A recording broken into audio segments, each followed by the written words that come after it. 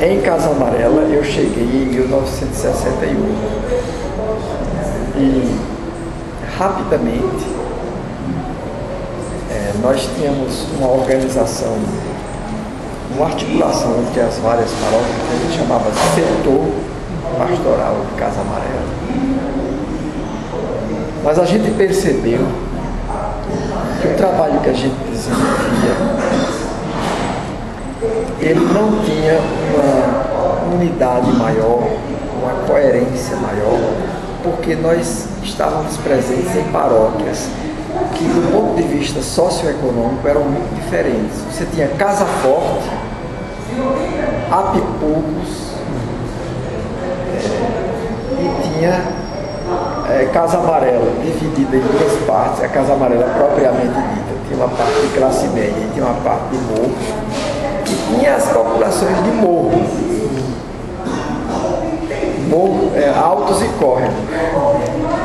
Essa população dos altos e córregos era toda uma população de meio popular, de gente de empregos mais no nível econômico mais baixo, muita gente desempregada também, sobretudo juventude. E nós tínhamos a parte mais de centro de Casa Amarela, que era mais uma classe média, até uma certa classe média, bem como em Casa Forte, classe média alta, né? Certo? Então a gente viu que para o trabalho da igreja se desenvolver de maneira mais coerente e atender de maneira mais específica a essas populações, o melhor era a gente desmembrar e dar uma configuração socioeconômica e cultural mais definida.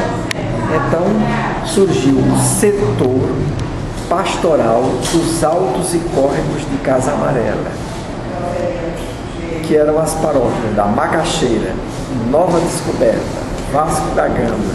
Aí, aos poucos foi criada a paróquia do Morro da Conceição. Isso foi já em 74 houve essa nova configuração do setor dos altos e córregos de Casa Amarela, e logo depois a gente desmembrou o Morro da Conceição da paróquia da Harmonia, Bom Jesus do Arraial, a Casa Amarela Centro, né? E a Mangabeira e o Alto Santa Isabel. A Apipugos ainda ficou, mesmo que tivesse uma parte de classe média, mas ficou ligada a esse setor, porque a maior parte da paróquia era de meio popular. Sítio dos Pinos, aquelas áreas ali. Bom, então, com essa configuração sociopolítico-cultural, ficou mais fácil desenvolver um trabalho de igreja popular, na linha do que depois se chamaria de teologia da libertação, que era um trabalho de evangelização com uma forte conotação política, de mobilização da população, para que tivesse consciência de seus problemas, do momento que o Brasil estava vivendo, fizesse análise de conjuntura e procurasse, dentro das limitações que o regime militar impunha, fizesse o trabalho de mobilização da população, de organização da população, de luta por direitos, por melhores condições de vida, que não era fácil de jeito nenhum. Mas foi aí dentro que surgiu, por exemplo, o movimento Terras de Ninguém, da luta pela posse da terra. Muitos jovens se engajaram nesse movimento, junto com adultos, com militantes comunistas históricos que se juntaram com os militantes do movimento Encontro de Irmãos, e alguns jovens, tanto dessa área do Partido Comunista, do Partidão Comunista, quanto dos jovens de meio popular, do movimento jovem de meio popular, estavam juntos também participando do movimento Terra de Ninguém. Foi um movimento que teve uma luta expressiva, quase surpreendente para ser do tempo da ditadura, mas que os militares não tiveram uma atitude de repressão tão forte, porque era uma situação realmente aberrante.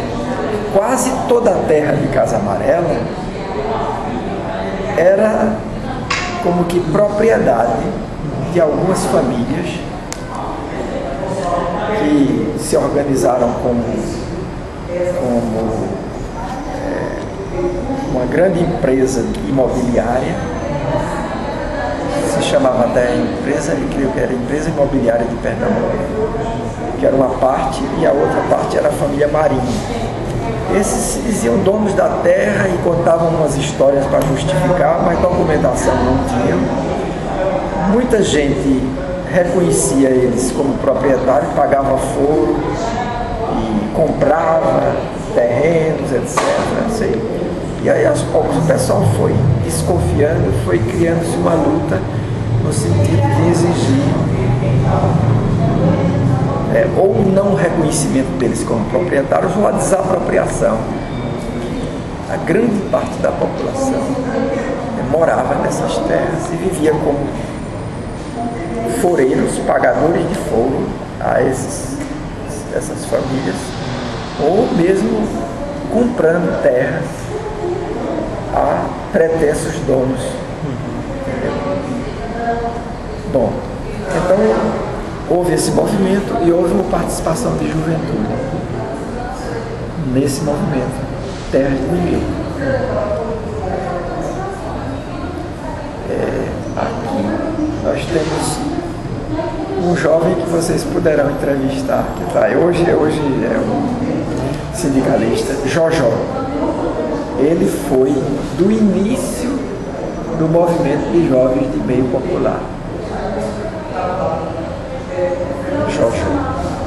Ele vem aqui, normalmente toda terça-feira ele está aqui à tarde, você pode até combinar com ele uma conversa. Foi jovem daquele tempo e tem uma história para contar. Foi um dos fundadores do PT, jovem, dessa vertente de jovens trabalhadores mesmo. Ele hoje é um militante do MTC, do Movimento de Trabalhadores Cristãos. Tem muito aqui. E é sindicalista.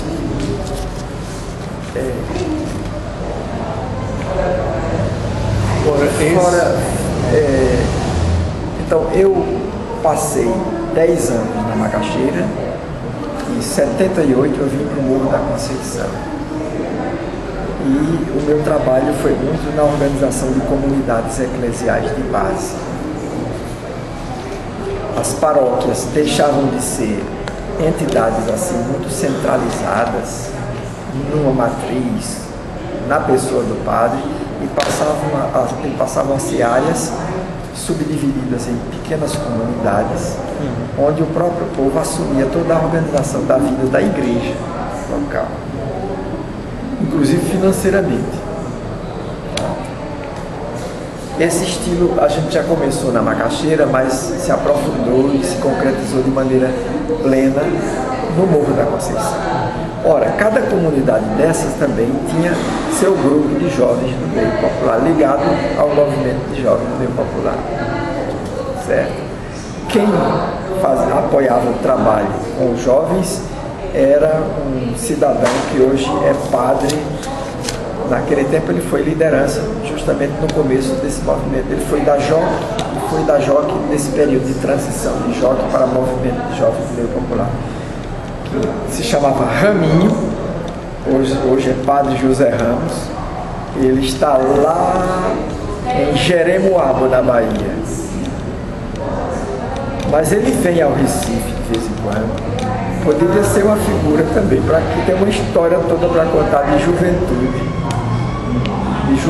no meio popular. O Jojó foi pertenceu a um dos grupos que esse jovem aí criou, mobilizou, segurou, sustentou. Adriano também era quem acompanhava os jovens do meio popular. O padre Adriano, que era assistente regional da JOC, foi um dos primeiros grandes apoiadores e acompanhantes do surgimento do movimento de jovens do meio popular. Então, as comunidades eclesiais de base, elas eram comunidades assim, territorialmente definidas, era uma parte do bairro, que tinha uma certa unidade, por exemplo, Alto José Bonifácio, Córrego José Grande, Córrego São Domingos Sala, Morro da Conceição. Aí, em cada lugar desse, tinha uma comunidade eclesial de base, quer dizer, uma comunidade de igreja de base popular, onde havia grupos de adultos, encontro de irmãos, havia grupos jovens, do movimento de jovens popular, havia o trabalho com crianças, do movimento de adolescentes e crianças, o MAC, que também formou muita gente depois para jovens militantes, né? E o meu trabalho foi mais com o MAC, com crianças e adolescentes, que depois resultou em muitos jovens engajados, tanto em movimentos políticos como em movimentos de igreja, de juventude, né? E Padre Reginaldo, esses movimentos de igreja dialogavam com os outros movimentos também? Então, sim. De alguma forma? No meio. Durante o tempo da ditadura, o que sobrou quase foi só coisa de igreja ou amparado da igreja. Realmente, naqueles anos, a dureza da repressão foi muito grande. Como a igreja gozava de uma certa isenção por ser igreja, os militares não queriam se considerar perseguidores da igreja, para eles caía muito mal isso. Aí eles maneiravam, mas ficavam de olho. Eles sempre estiveram de olho no movimento de encontro de irmãos, no movimento de jovens de meio popular, porque eram movimentos que de qualquer maneira mobilizavam para uma certa consciência política da juventude. Eles sabiam que os padres que acompanhavam esse movimento eram padres que já vinham de uma luta anterior bem mais acirrada e politicamente engajada. Certo?